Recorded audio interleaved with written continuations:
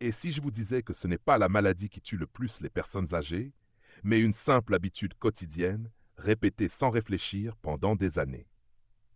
Ce que je vais vous révéler pourrait vous sauver ou vous briser le cœur. Je suis le docteur Hélène Laurent. J'ai 71 ans cette année. Pendant plus de 40 ans, j'ai soigné des cœurs. Des cœurs battants, des cœurs blessés, des cœurs trop fatigués pour continuer. Aujourd'hui, je suis à la retraite. Mais ce que j'ai vu, ce que j'ai compris au fil des décennies, ne me permet pas de rester silencieuse, car il y a une vérité que personne ne vous dit. Une vérité cruelle, bouleversante, mais nécessaire. J'ai vu des hommes pleins de vigueur, encore vaillants la veille, s'effondrer au petit matin sans avoir eu le temps de dire au revoir.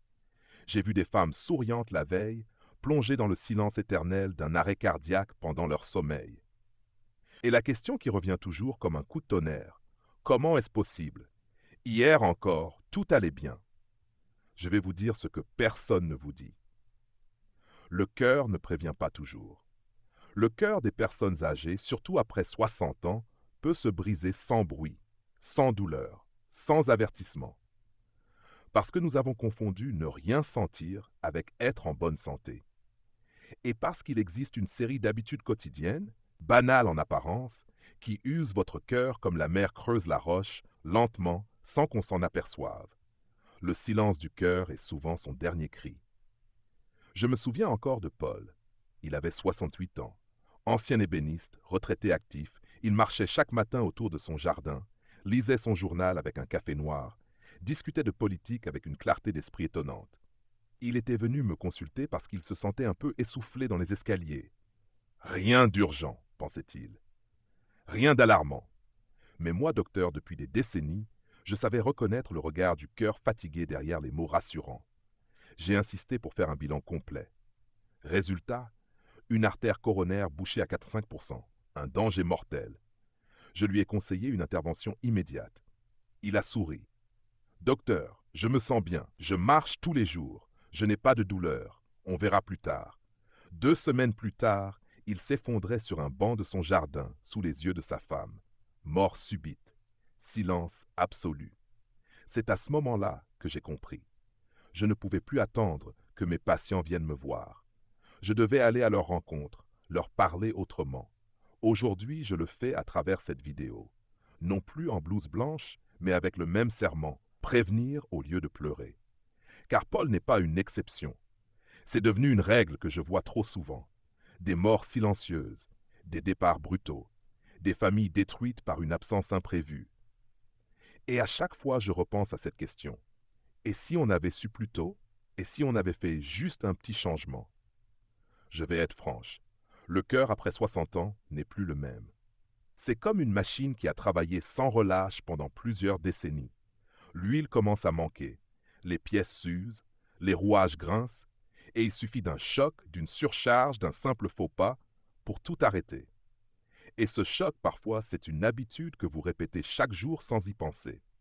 Rester assis trop longtemps, manger trop salé, sauter le petit déjeuner, boire un petit verre tous les soirs, garder votre colère pour vous, ne plus parler à personne, dormir devant la télévision.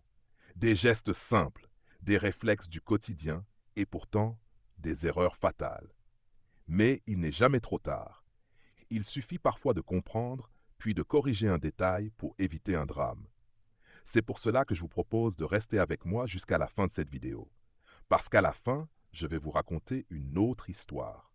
Celle d'un homme qui a compris juste à temps, qui a changé une habitude et qui a prolongé sa vie de 10 belles années aux côtés de ses petits-enfants. Avant de continuer, si ce que je vous dis vous touche, si vous sentez que ce message peut sauver une vie, la vôtre ou celle d'un proche, je vous invite à vous abonner à cette chaîne. Cela m'encouragera à partager encore plus de conseils, de vérités médicales et d'expériences que j'ai accumulées au fil des décennies. Et maintenant, permettez-moi de vous poser une question, une seule, mais qui pourrait tout changer si vous y répondez honnêtement. Question: lorsque vous ressentez une fatigue inhabituelle ou un essoufflement discret, A. Vous vous dites que ce n'est rien, vous continuez votre journée comme d'habitude. B. Vous prenez cela comme un signal et décidez d'en parler à un médecin. Écrivez A ou B dans les commentaires. Et n'ayez pas peur d'être sincère, car votre réponse aujourd'hui pourrait bien être ce qui vous sauvera demain. À 61 ans, après plus de 40 années passées au service des cœurs fragiles, je vous parle aujourd'hui non plus depuis un cabinet ou un bloc opératoire, mais depuis un lieu plus intime, l'expérience. Je ne suis plus en exercice, mais je continue à exercer un devoir moral, vous transmettre ce que j'ai appris, ce que j'ai vu, ce que j'ai regretté trop souvent de ne pas avoir pu prévenir à temps. Je voudrais aujourd'hui vous parler des pièges les plus redoutables qui menacent le cœur après 60 ans. Non, pas les crises spectaculaires, pas les douleurs aiguës. Je parle des petits gestes, des automatismes quotidiens, de ces habitudes que l'on répète sans y penser. Elles ne font pas de bruit, ne provoquent pas d'alerte immédiate, mais elles s'accumulent lentement, sournoisement, jusqu'au jour où le cœur épuisé cède. Tout commence souvent par une posture. Vous vous levez, préparez votre café, vous asseyez, vous regardez les infos, vous répondez à 2 ou 3 messages. Puis vient le déjeuner, pris souvent seul, en silence ou devant une émission. L'après-midi se passe entre canapé et télévision, parfois un livre, parfois rien. Et à la fin de la journée, vous vous rendez compte que vous avez été debout moins de 10 minutes au total. Ce que je viens de décrire n'est pas une caricature. C'est la réalité de centaines de patients que j'ai accompagnés. Des retraités paisibles, souvent cultivés, lucides, mais piégés par la sédentarité douce. Je me souviens de Claire, ancienne institutrice, 66 ans, vivant seule en périphérie de Poitiers. Elle était toujours élégante, posée, aimait les séries historiques et le tricot. Elle ne sortait plus beaucoup. Je suis mieux chez moi, docteur, et puis je ne veux pas déranger. Jusqu'au jour où elle ressentit une douleur diffuse dans la poitrine, suivie d'un essoufflement brutal. À l'hôpital, les analyses ont montré un sang trop épais, des artères moins souples, un cœur dilaté. Tout cela sans excès apparent. Juste l'immobilité quotidienne. Rester assis trop longtemps ralentit la circulation. Le sang stagne, surtout dans les jambes, les veines se fatiguent, les artères se durcissent. Le cœur, lui, doit travailler 2 fois plus fort pour assurer la remontée du sang vers le cerveau. Et plus il compense, plus il s'épuise. C'est un cercle vicieux, mais si lent qu'on ne le remarque que lorsqu'il est presque trop tard. Beaucoup pensent encore que l'exercice, c'est pour les jeunes, qu'après 60 ans, il faut se ménager, se reposer. Oui, il faut éviter les efforts violents, bien sûr, mais l'absence de mouvement est bien plus dangereuse.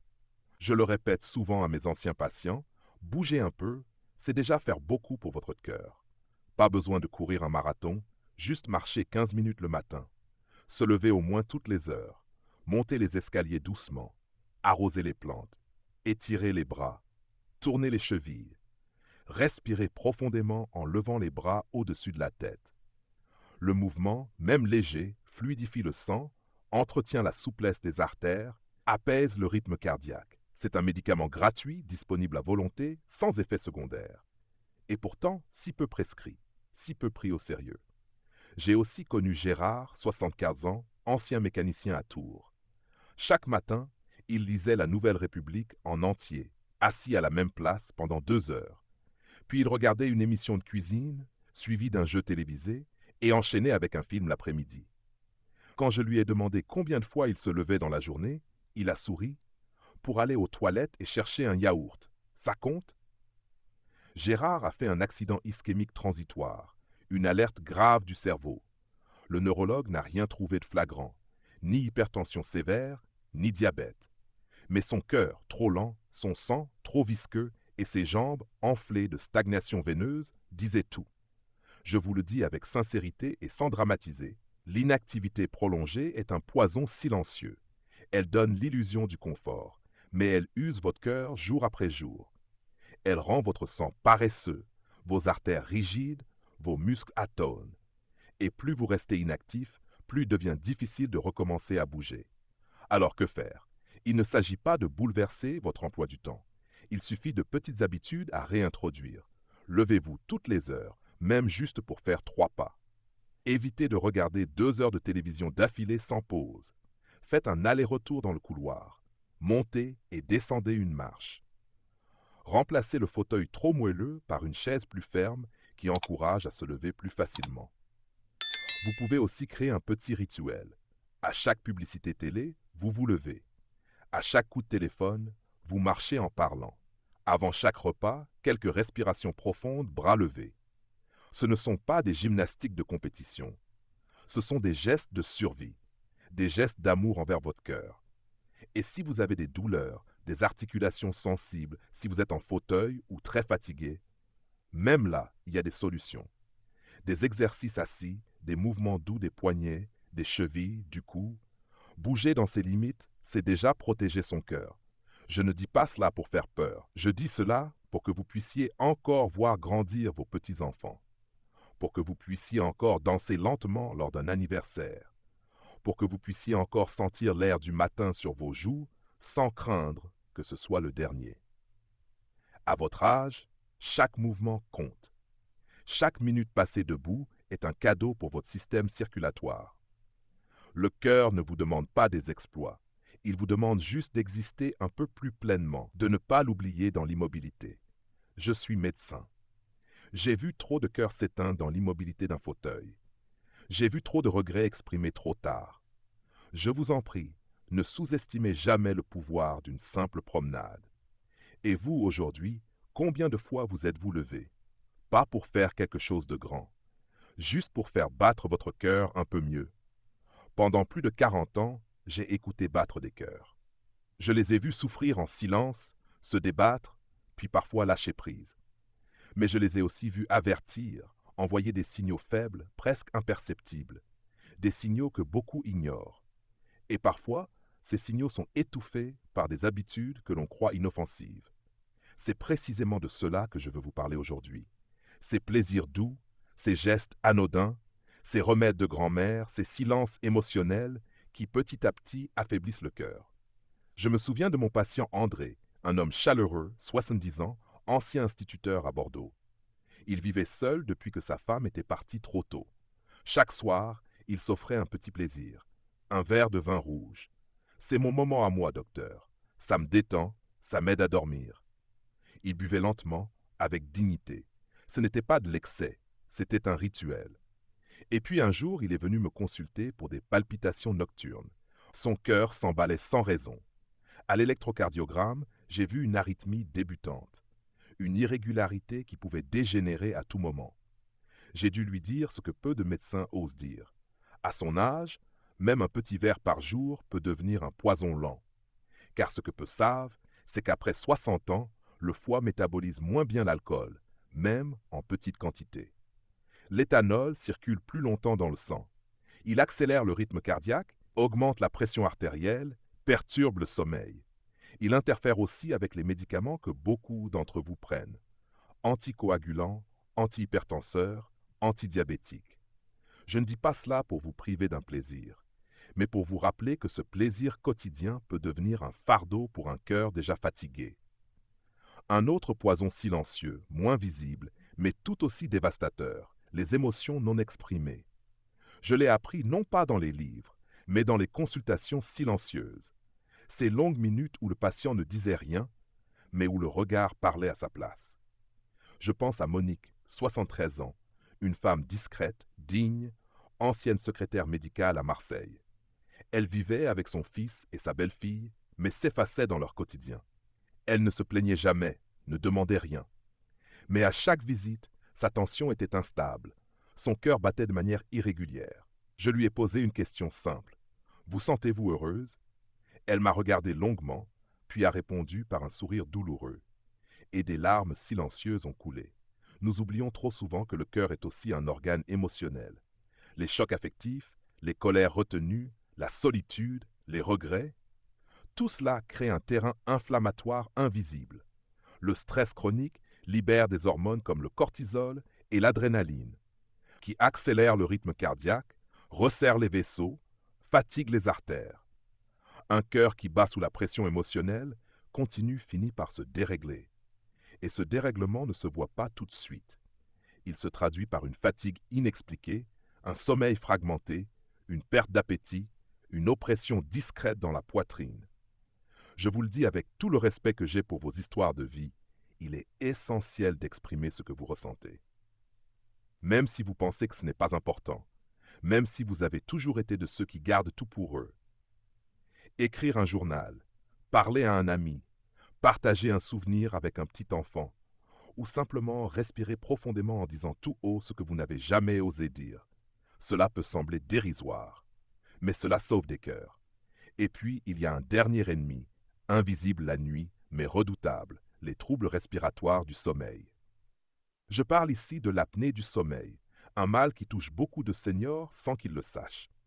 Je me souviens de Gérard, 72 ans, veuf depuis peu. Sa fille l'a amené en consultation car elle trouvait qu'il ronflait fort, s'arrêtait parfois de respirer, puis reprenait soudainement avec un grand bruit. Il se plaignait de fatigue au réveil, de maux de tête matinaux, de somnolence en journée. J'ai demandé un examen du sommeil. Résultat, plus de 250 arrêts respiratoires en une nuit. Son cerveau manquait d'oxygène. Son cœur, chaque fois, compensait avec des battements forts, rapides, dangereux. L'apnée du sommeil est une vraie maladie cardiaque cachée. Elle favorise l'hypertension, les troubles du rythme, les infarctus nocturnes. Et pourtant, elle est sous-diagnostiquée, parce qu'on pense encore que ronfler, c'est normal. Non, ronfler bruyamment, s'arrêter de respirer, se réveiller essoufflé, avoir la bouche sèche au réveil. Tout cela doit vous alerter. Heureusement, cela se soigne. Il existe des dispositifs simples, des conseils posturaux, des machines qui facilitent la respiration nocturne. Mais surtout, il faut oser en parler. Ne pas minimiser. Ne pas attendre qu'un malaise survienne dans la nuit. Aujourd'hui, en repensant à toutes ces histoires, je me rends compte d'une chose. Les plus grands ennemis du cœur, après 60 ans, ne sont pas forcément ceux que l'on croit. Ce ne sont pas toujours les excès visibles, les aliments gras ou le tabac. Ce sont souvent les habitudes douces, les plaisirs isolés, les silences prolongés. Ce sont les choses qu'on laisse passer en se disant « ce n'est rien, je fais ça depuis toujours, à mon âge je peux bien me permettre ». Mais la vérité, c'est que chaque âge appelle une écoute nouvelle. Le cœur de 70 ans n'est pas celui de 40. Il demande plus d'attention, plus de douceur, plus de respect. Et cela commence par regarder en face ces poisons invisibles du quotidien et choisir un par un de les transformer en gestes de soin. Je ne vous demande pas de renoncer à tout. Je vous invite à choisir ce que vous offrez à votre cœur. Chaque geste compte. Chaque silence évité, chaque émotion partagée, chaque nuit bien respirée est un pas de plus vers une vieillesse pleine de battements sereins. J'ai passé ma vie à ausculter, écouter, soigner des cœurs. Mais avec les années, j'ai compris que certains dangers ne viennent pas de ce que l'on mange, ni de ce que l'on ressent, ni même de ce que l'on fait, mais bien de ce qui nous entoure, de ce que l'on respire, de ce à quoi on s'expose sans y prêter attention.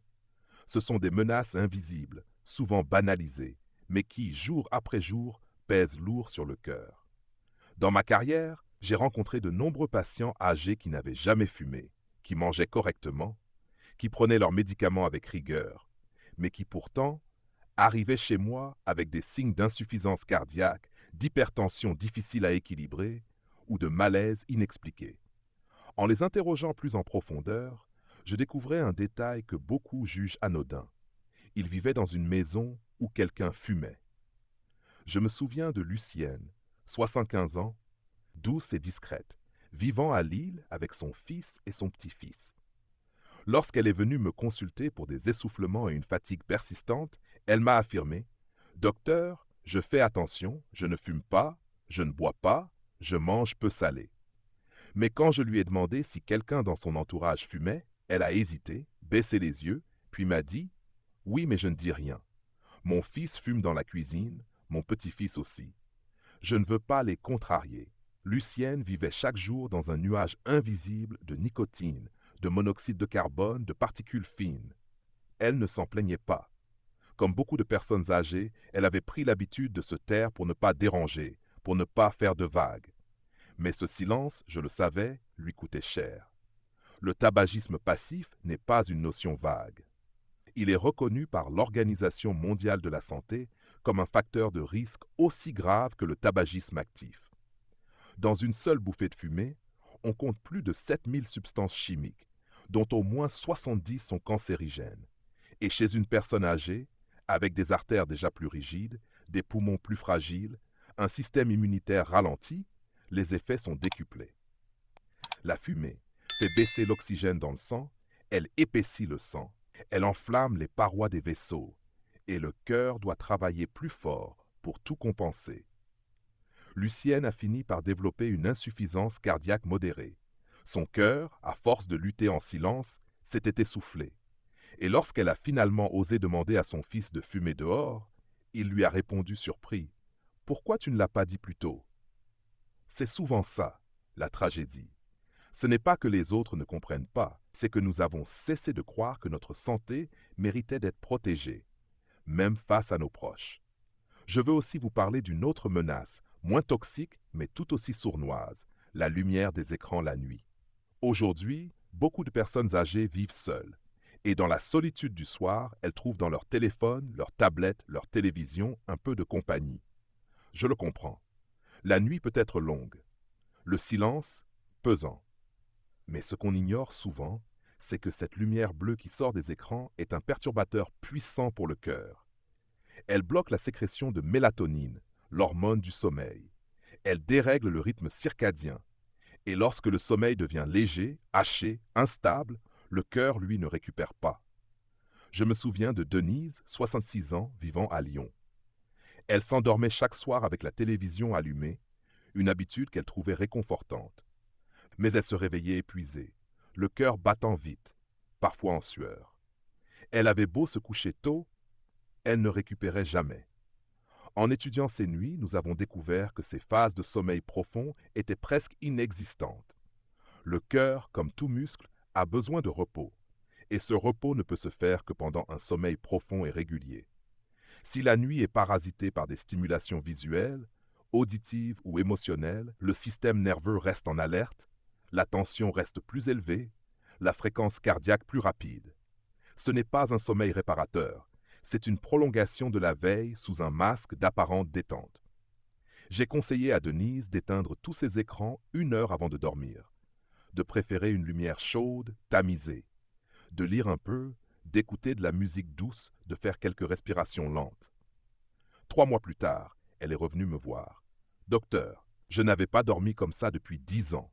Je n'ai plus cette boule dans la poitrine le matin. » Et son électrocardiogramme s'était nettement amélioré. Ces deux histoires, Lucienne et Denise, me rappellent une leçon essentielle. Nous devons apprendre à nous protéger de notre environnement. C'est pas parce que nous ne contrôlons pas tout que nous ne pouvons rien faire. Il ne s'agit pas de vivre dans la peur ou dans la contrainte, mais de redevenir acteur de son espace, de poser des limites, de faire des choix. Dites à vos enfants que vous ne voulez plus de fumée à l'intérieur. Préparez votre chambre comme un sanctuaire du sommeil. Ne laissez pas la télévision dicter l'heure à laquelle vous fermez les yeux. N'ayez pas peur d'éteindre. Le silence est parfois le plus grand des remèdes. Le calme de la nuit, sans lumière artificielle, est un bain réparateur pour votre système nerveux, pour votre rythme cardiaque, pour votre tension artérielle. Je suis médecin, mais je suis aussi une femme qui vieillit. Et je sais à quel point il est difficile de s'adapter à un monde numérique, bruyant, accéléré. Mais si vous voulez que votre cœur continue à battre doucement, régulièrement, vous devez lui offrir un environnement qui respecte son besoin de lenteur, d'oxygène, de paix. Prenez soin de votre maison comme d'un corps.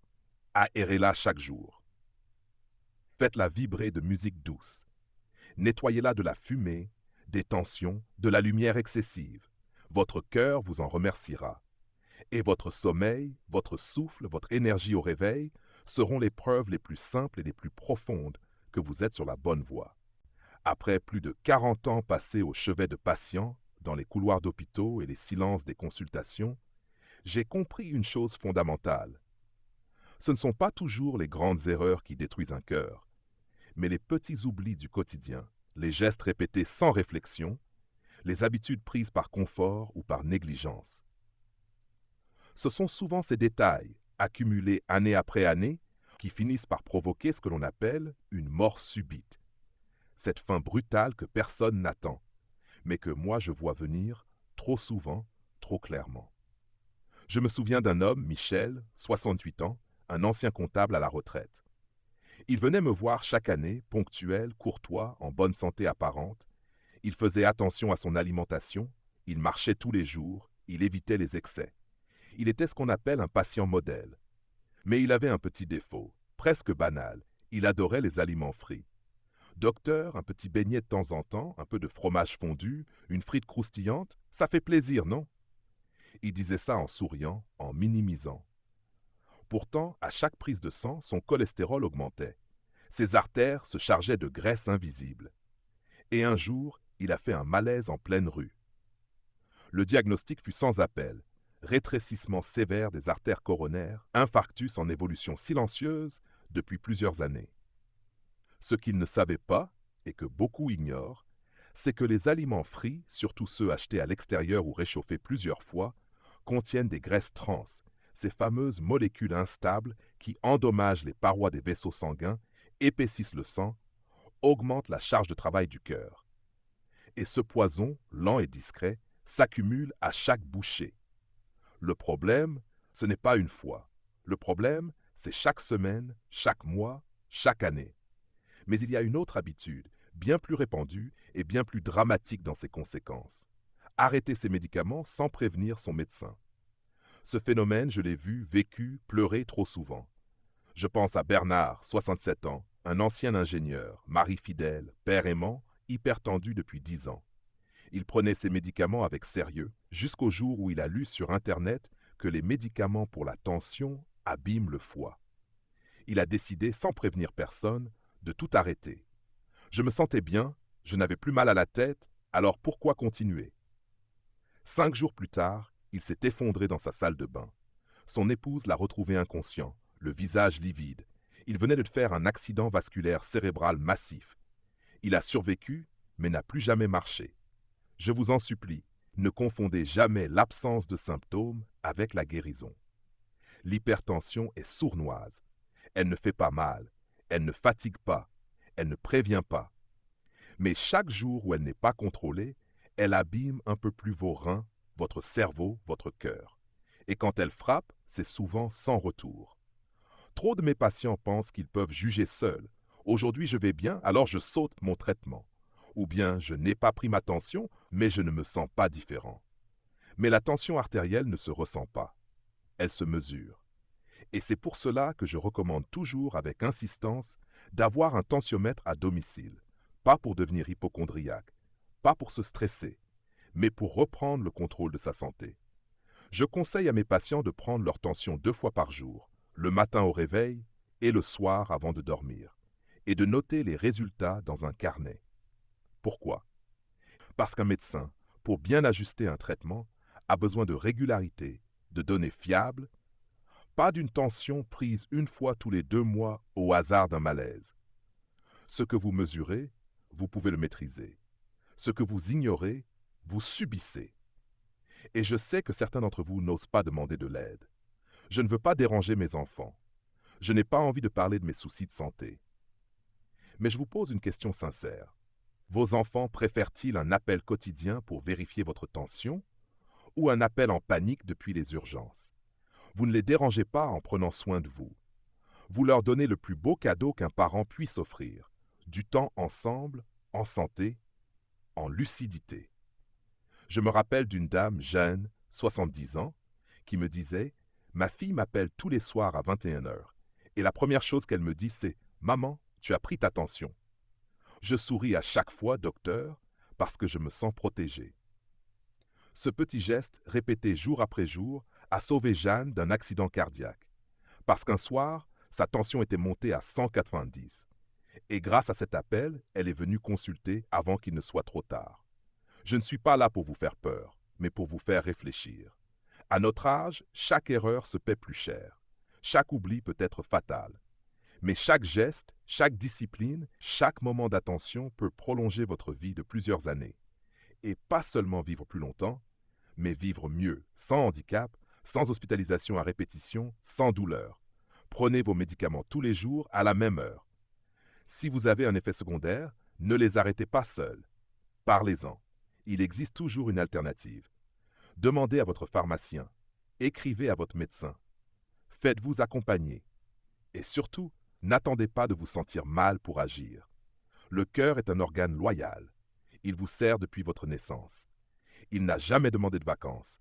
Il ne vous a jamais abandonné, même dans vos pires moments. C'est à votre tour maintenant de le respecter. Ne laissez pas une frite, un oubli ou une décision prise dans la solitude réduire à néant tous les efforts de toute une vie. Prenez soin de vous, prenez vos médicaments, surveillez votre tension. Et si aujourd'hui vous ne l'avez pas encore fait, alors le moment, c'est maintenant. Tout au long de ma vie de médecin, j'ai vu des corps s'effondrer, non pas sous le poids d'un choc brutal, mais sous l'effet lent et silencieux de l'usure quotidienne.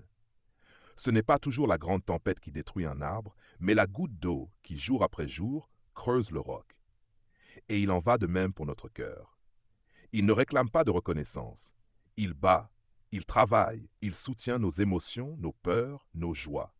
Il endure nos excès, nos silences, nos oublis. Jusqu'au jour où, fatigué, il s'arrête. Ce que j'ai partagé avec vous dans ces épisodes n'est pas seulement un résumé de mes observations médicales. C'est un appel à la vigilance, à la tendresse envers soi-même, à la responsabilité de vieillir non pas dans la résignation, mais dans la conscience.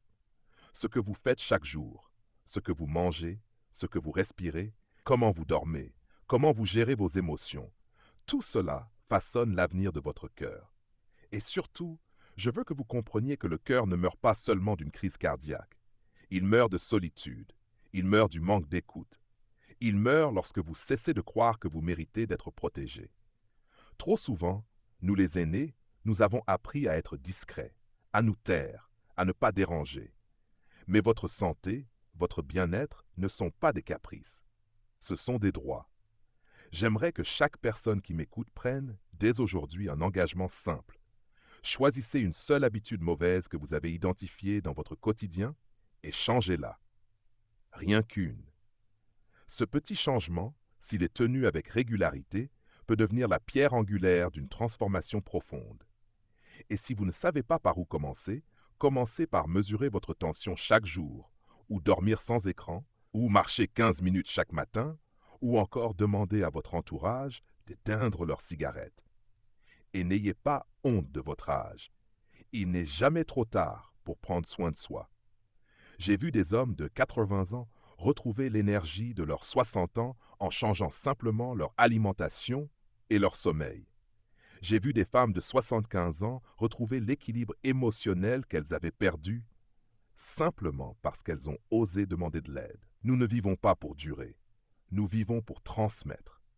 Et c'est justement parce que j'ai moi-même 61 ans aujourd'hui que je me suis décidé à vous parler. Non pas pour donner des leçons, mais pour offrir ce que le temps m'a appris. Car si je me tais, tout ce que j'ai appris disparaîtra avec moi. Et je crois profondément que le savoir ne sert que s'il est partagé. Leçon à retenir. Votre santé n'est pas une question de chance, mais de choix répétés. Chaque petit effort compte. Et surtout, vous méritez, oui vous méritez, de vivre vos dernières décennies avec dignité, autonomie et le cœur en paix. Et maintenant, une petite question pour vous. Selon vous, quelle est la première habitude que vous allez changer après avoir écouté ces conseils? A. Je vais mieux dormir sans télé ni portable le soir. B. Je vais reprendre mes médicaments avec régularité et noter ma tension chaque jour. Dites-moi votre réponse en commentaire. A ou B. J'aimerais vraiment connaître votre avis et d'autres personnes aussi pourront en bénéficier. Votre parole compte. Si ce contenu vous a touché, abonnez-vous à cette chaîne. Cela m'aide énormément à continuer ce travail de transmission. Et si vous le pouvez, même un petit don via le lien de soutien m'encouragerait profondément. Car à mon âge, je n'ai plus besoin de reconnaissance. Mais je crois encore qu'en partageant ce que l'on sait, on peut changer des vies. Et c'est tout ce qui compte. Merci du fond du cœur. À bientôt pour d'autres conseils précieux de cœur à cœur.